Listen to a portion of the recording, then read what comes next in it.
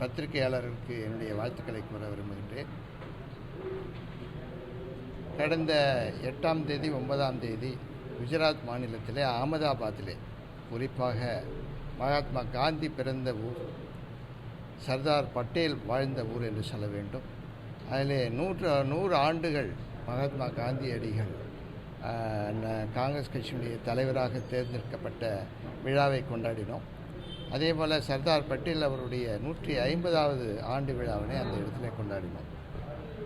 அங்கு பேசுகின்ற எல்லா தலைவர்களும் மக்களுக்கு நீதி தர வேண்டும், மக்களுக்கு நியாயத்தை தர வேண்டும், இதுதான் அந்த கோஷமாக எழுப்பப்பட்டது. குறிப்பாக வேலையில்லாத இளைஞர்களுக்கு வேலை வாய்ப்பை தர வேண்டும், அதே போல் விலைவாசியை குறைக்க வேண்டும். இந்த 2 கோஷங்களும் அங்கு எழுப்பப்பட்டதுன்னு சொல்ல வேண்டும். குறிப்பாக சொல்ல வேண்டும் என்று சொன்னால், படித்த இளைஞர்களுக்கு எந்த விதமான வேலை வாய்ப்பும் இல்லை. குறிப்பாக ஈவன் அதிகமாக சொல்ல வேண்டும் என்று சொன்னால், ஐஐடியிலே படித்தவர்களுக்கு கூட இன்றைய தினம் வேலை இல்லை, என்ஐடியிலே படித்தவர்களுக்கு கூட வேலை இல்லை, மருத்துவக் கல்லூரியிலே, சிறந்த மருத்துவக் கல்லூரியிலே படித்தவர்களுக்கு கூட இன்றைய தினம் வேலை இல்லை, ஆசிரியர்களுக்கு வேலை இல்லை, பொறியாளர்களுக்கு வேலை இல்லை, மருத்துவர்களுக்கு வேலை இல்லை, சாதாரண கூலி தொழிலாளருக்கு வேலை இல்லை, வீட்டிற்கு பெயிண்ட் அடிக்க வேண்டும் என்று சொன்னாலும் கூட அவளுக்கு வேலை இல்லை. அப்படியே வேலை தந்தாலும் கூட மிக குறைந்த அளவில் கூலியை தருகின்றார்கள். உதாரணமாக சொல்ல வேண்டும் என்று சொன்னால், நம்முடைய குழந்தைகள் மருத்துவமனையில் பணியாற்றக்கூடியவர்களுக்கு 8000 ரூபாய் தருகின்றார்கள். ஒரு நாள் பூராவும் 12 மணி நேரம் அவர்கள் வேலை செய்தால் 8000 ரூபாய் தருகின்றார்கள். கேட்டால் அது கான்ட்ராக்டர்கள் தான் தருகின்றார்கள் என்று சொல்கின்றார்கள். ஆனால் அந்த கான்ட்ராக்டர் எவ்வளவு வாங்குகின்றார் என்பது ஒரு ரகசியமாக வைத்து கொண்டிருக்கின்றார்கள். இப்படிப்பட்ட ஒரு நியாயத்தை கேட்பது தான் ராகுல் காந்தியினுடைய பயணம்.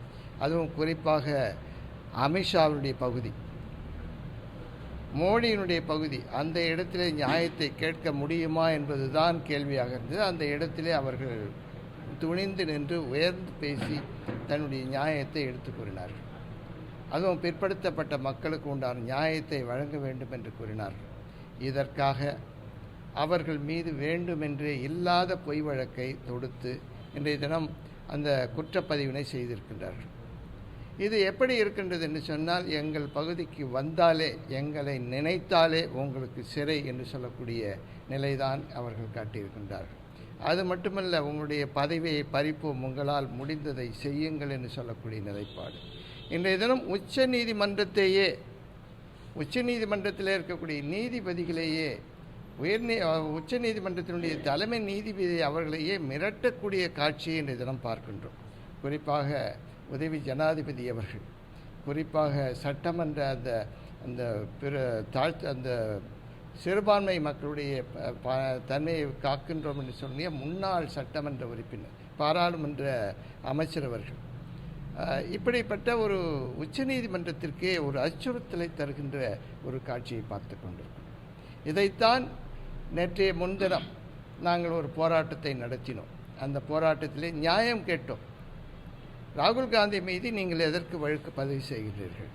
சோனியா காந்தியின் மீது ஏன் வழக்கை பதிவு செய்கின்றீர்கள்? அவர்கள் செய்த குற்றம் என்ன என்பது தான் எங்களுடைய கேள்வி. ஆனால் குற்றமே இல்லாத குற்றத்தைப் போல அவர்கள் வடிவமைத்து தந்திருக்கின்றார்கள். இதை நாங்கள் வன்மையாக கண்டித்தோம். அந்த இடத்திலே போராட்டம் வெடித்தது.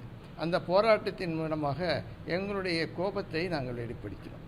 ஆனால் இங்கே இருக்கக்கூடிய பாரதிய ஜனதா கட்சியானது எங்களுடைய தொண்டர்கள் மீது, அதுவும் அந்த அடிப்படையில் இருக்கக்கூடியவர்கள், மிக தீவிரமாக இருக்கக்கூடியவர்கள், அவர்களை வன்மையாக கண்டிக்க வேண்டும் என்பதற்காக அவர்கள் மீது வழக்கினை தொடுத்திருக்கின்றார்கள்.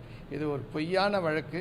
அது மட்டுமல்ல, நியாயத்திற்கு நீதியை கேட்கக்கூடிய நேரத்திலே இருக்கக்கூடிய வழக்கு என்று சொல்ல வேண்டும். நீதியை கேட்டால் வழக்கு, நியாயத்தை கேட்டால் வழக்கு. இப்படித்தான் இந்த மத்தியில் இருக்கக்கூடிய அரசாங்கமும் சரி, புதுவையில் இருக்கக்கூடிய பாரதிய ஜனதா கட்சியானதும் சரி, இப்படிப்பட்ட ஒரு செயலை செய்து கொண்டிருக்கிறார்கள். இது நிச்சயமாக நீண்ட காலம் நீடிக்காது. இன்னும் 10 மாதங்கள் பொறுத்திருங்கள். நிச்சயமாக நாங்கள் வருவோம். மக்களுடைய ஆதரவோடு, மக்களுடைய தம்போடு நாங்கள் வருவோம் என்று கூறி விடைபெறுகின்றேன். நன்றி. என்னென்ன வழக்கு போடுறாங்க? எதற்காக வழக்கு? பொய் வழக்கு தான். அது அந்த இடத்துல ஏதோ வக்கீல் இருந்தது, அதை வச்சு அமித்ஷா குடும்பாவை கொளுத்தினார்கள் என்பது சொல்கின்றார்கள். ஆனால் குடும்பாவை கொளுத்தினார்களா என்பதுதான் கேள்வி. அதுபோல ஆதாரமே இல்லை. ஆதாரமே இல்லாமல் அவர்கள் வேண்டுமென்றே பொய் வழக்கை சாட்டியிருக்கின்றார்கள். அது மட்டுமல்ல, பொய், அதாவது குடும்பாவை கொளுத்தினார்கள், குடும்பாவை கொளுத்து விட்டதே இவர்கள் தானே. ஏன் கொளுத்துற வரையும் காத்துன்னுறாங்க? கொடும்பாவை எடுத்துன்னு போக வேண்டியது தானே, ஏன் எடுக்கலை? நானே பார்த்து கொண்டு இருந்தேன். அங்கே கொடும்பாவை வருகின்ற நேரத்தில் கூட அதை காவல்துறை பார்த்து கொண்டு தான் இருந்தது, வேடிக்கை பார்த்து கொண்டு தான் இருந்தது. வேண்டுமென்றே இந்த காரியத்தை செய்கின்றார்கள். இந்த வழக்கை உடனடியாக அவர்கள் திரும்ப பெற வேண்டும் என்பது தான் எங்களுடைய கோரிக்கை.